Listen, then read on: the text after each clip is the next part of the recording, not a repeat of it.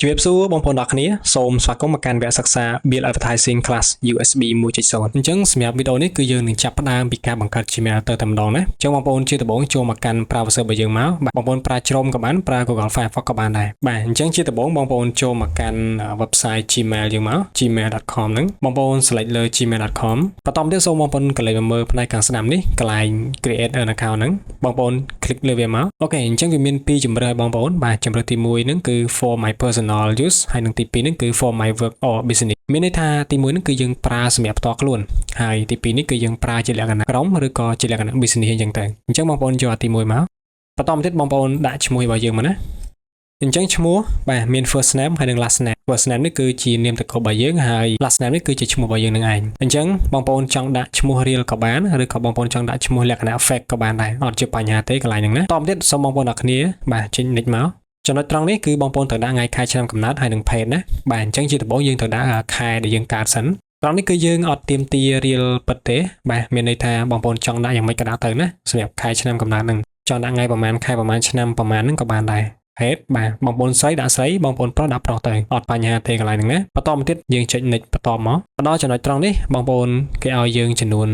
3 option នេះដែលទី1នេះគឺគេឲ្យយើងឈ្មោះបែបនេះទី2ឈ្មោះបែបនេះហើយទី3ហ្នឹងយើងអាចបង្កើតឈ្មោះថ្មីដែលយើងចង់បានពីលើណាប៉ុន្តែធម្មតាយើងដូចជាមិនផ្ដោតអីសំខាន់ទៅលើឈ្មោះទេបាទឬក៏បងប្អូនស្រឡាញ់ពេញចិត្តអីបងប្អូនដាក់ហ្នឹងទៅណាបាទអាចយកថ្មីក៏បានដែរតែសម្រាប់ខ្ញុំយកអាមួយនេះចុះ lucky សម្បត្តិហ្នឹងហើយខ្ញុំចុច next បន្តទៀតចូលមកដល់ត្រង់នេះគឺបងប្អូនត្រូវដាក់ password ណាចំពោះ password យើងត្រូវដាក់ឲ្យដូចគ្នាណាទាំងខាងលើនិងខាងក្រោមអញ្ចឹងបងប្អូនដាក់មកបញ្ជាក់បន្តិចដាក់ទៅសំខាន់បងប្អូនដាក់ហើយត្រូវតែចាំដល់ខ្លួនឯងណាបាទអញ្ចឹងខាងលើយើងដាក់ម៉េចខាងក្រោមក៏យើងត្រូវដាក់អញ្ចឹងដែរអញ្ចឹងបន្ទាប់ពីយើងដាក់ហើយបើសិនជាបងប្អូនមិនច្បាស់ថាបងប្អូនដាក់ខាងលើនិងខាងក្រោមនឹងត្រូវគ្នាបងប្អូនអាចចុចកន្លែង show password នេះមកបាទបងប្អូននឹងឃើញថា password របស់យើងដូចគ្នាឬអត់ប៉ុន្តែកន្លែងនេះខ្ញុំសុំលាក់ហើយបាទអញ្ចឹងបងប្អូនបើសិនជាត្រូវគ្នាហើយបងប្អូនគ្រាន់តែចុច next ដើម្បីទៅជាហ៊ានបន្តទៀតណាចូលមកដល់ត្រង់នេះគឺបងប្អូនត្រូវដាក់លេខទូរស័ព្ទអញ្ចឹងលេខទូរស័ព្ទបងប្អូនត្រៀមមកហើយទៅបញ្ជាក់ណាលេខទូរស័ព្ទណាដែលបងប្អូនកំពុងតែប្រើកំពុងតែដាក់នៅលើទូរស័ព្ទរបស់យើងព្រោះនៅពេលដែលយើងដាក់លេខទូរស័ព្ទនេះចូលទៅគឺខាងក្រុមហ៊ុន Gmail ហ្នឹងគាត់នឹងផ្សាយលេខកូដមកឲ្យយើងហើយដើម្បីយើងមក verify Gmail របស់យើងហ្នឹងណាអញ្ចឹងបងប្អូនដាក់មកលេខទូរស័ព្ទបងប្អូនបានបន្ទាប់ពីបងប្អូនបានដាក់លេខទូរស័ព្ទហើយបាទខាងក្រុមហ៊ុន Gmail គាត់នឹងផ្សាយលេខកូដមកឲ្យយើងបាទអញ្ចឹងបងប្អូន check នៅលើទូរស័ព្ទបងប្អូនទៅនឹងឃើញហើយអូខេឥឡូវនេះខ្ញុំទទួលបានលេខកូដហើយបន្ទាប់ពីបងប្អូនទទួលបានលេខកូដហើយយកមកវាយបញ្ចូលត្រង់នេះបងប្អូនគ្រាន់តែចុចពាក្យ next ដើម្បីទៅជាហ៊ានបន្តទៀតណាហើយបើសិនជាបងប្អូន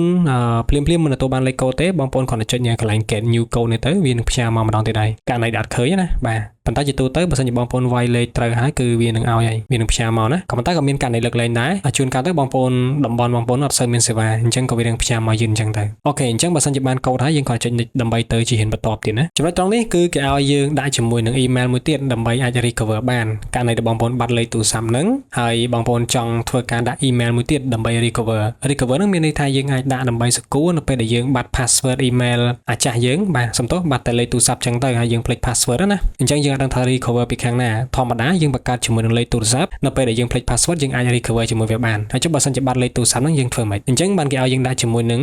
recovery email address នេះដើម្បីនៅពេលដែលយើងបាត់ password ទៅយើងអាច recover ដើម្បីឲ្យគេ send code ហ្នឹងទៅ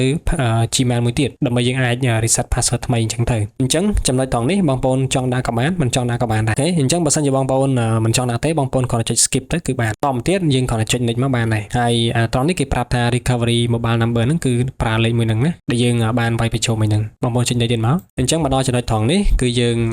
បានជោគជ័យហើយបាទអញ្ចឹងបងប្អូនគ្រាន់តែ scroll ចុះក្រោមបន្តិចមកបន្តមកទៀតបងប្អូនចុចពាក្យថា I agree ឥឡូវនេះ Gmail របស់យើងគឺបង្កើតបានដោយជោគជ័យហើយអញ្ចឹង email មួយនេះគឺបងប្អូនអាចយកទៅប្រើបានហើយបាទក្នុងការយកទៅបង្កើត Facebook បាទ YouTube ឬក៏ TikTok អីក៏យើងអាចបង្កើតបានដូចគ្នាណាអញ្ចឹងសម្រាប់វីដេអូនេះគឺមានតែប៉ុណ្្នឹងទេបាទអញ្ចឹងយើងនឹងជួបគ្នានៅវីដេអូទី2របៀបនៃការបង្កើត Facebook ម្ដងអរគុណ